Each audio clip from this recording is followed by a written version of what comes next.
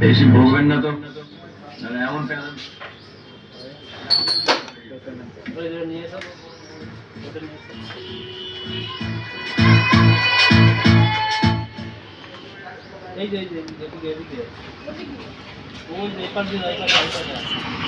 এটা একটি 200 watt amplifier.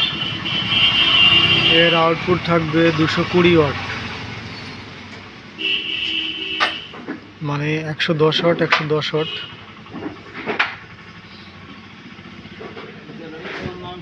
এর আউটপুট থাকবে স্টেরিও সাউন্ড, যেটা ফুল স্টেরিও।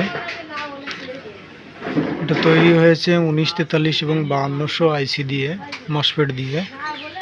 এটা 3030 ট্রান্সফরমার দিয়ে করা, হেভি অ্যাম্পিয়ার।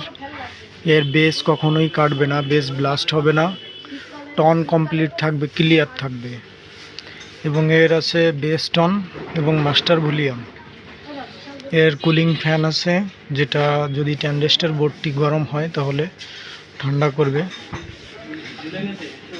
এবং এর আউটপুট থাকবে 110 মানে 220 ওয়াট ফুল আউটপুট থাকবে। এর কোথাও কোনো সাউন্ড লস হবে না, এম্পিয়ার লস হবে না, এবং সাউন্ডটা খুব সুন্দর থাকবে, clear, tone clear, bass clear, কোনো রকম কোনো সাউন্ড প্রবলেম থাকবে না।